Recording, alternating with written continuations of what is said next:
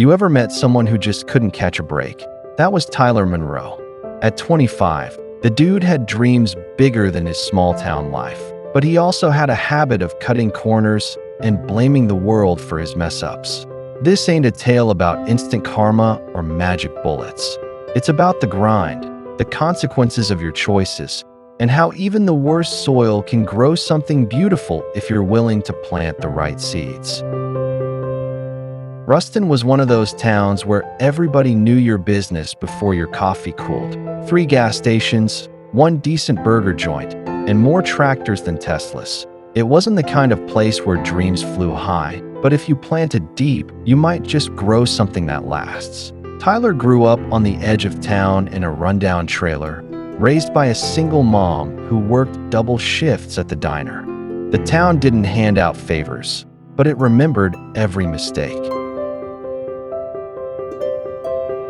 Tyler had hustle, no doubt, but his hustle was all flash and no follow-through. He'd jump from one gig to the next, landscaping, online trading, even a short stint selling knockoff sneakers out of his trunk. But every time things got tough, he bailed. He blamed the economy, bad luck, or people not getting his vision. He wanted success, but without the grind. One night, after another failed side hustle, he stared into his cracked bathroom mirror and muttered, "Why does life keep screwing me over?" What he didn't get yet was, life was just paying him back in the same currency he handed out. When his grandma passed, Tyler inherited her tiny farmhouse and the old garden behind it. He was ready to sell the place and move to Dallas, but the market was down and buyers weren't biting. Stuck in Ruston, broke and bitter, he wandered into the backyard one day and saw a weathered sign staked into the dirt. "As you sow, so shall you reap." That phrase haunted him. His grandma used to whisper it every time he tried to weasel out of trouble. He hated gardening as a kid, too dirty, too slow. But now, with time and nothing to lose, he decided to plant something. Not because he believed in it, but because it gave him something to do besides scroll social media. Turns out, gardening's a whole lot like life. You can't just throw seeds in the ground and expect magic. You gotta water 'em, weed out the junk, and give it time. Tyler planted tomatoes, cucumbers, and squash, expecting quick wins.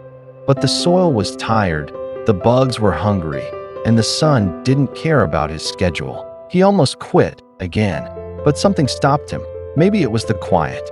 Maybe it was the first little green sprout poking through the dirt.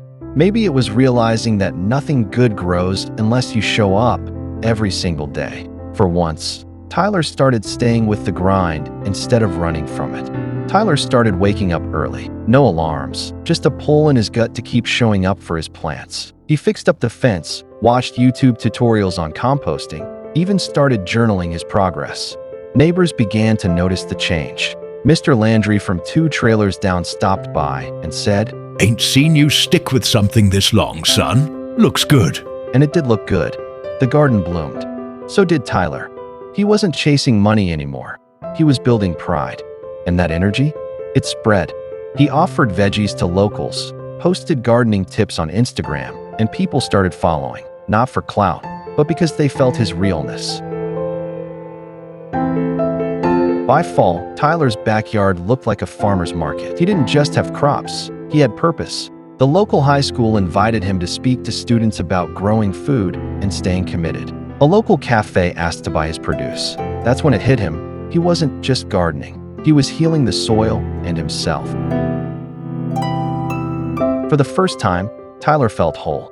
He hadn't won the lottery or gone viral, but he'd earned something better, respect, from his town, from himself. He learned that what you pour into the world, you get back. Not instantly, but always. Whether it's bitterness or love, laziness or effort, life pays you in the same coin. Tyler didn't leave Ruston. Instead, he started a community garden project for underprivileged teens. He told them, "I used to be like y'all, mad, stuck, and looking for a quick fix. But nothing good comes from cutting corners. Plant deep, show up, and let the sun do the rest." Those teens, they listened, not 'cause Tyler had it all figured out, but because he'd been in their shoes and dug his way out. One seed, one day, one honest effort at a time.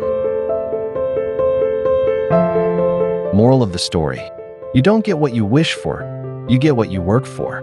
Life's a field, and every choice is a seed. Plant recklessly, and you'll grow regrets. But plant with care, love, and consistency. You'll reap more than crops. If Tyler's journey planted a little hope in your heart, then hit that like button and drop the comments and let us know, what are you sowing in your life right now? I'll catch you with another life lesson. Until then, take care of yourself.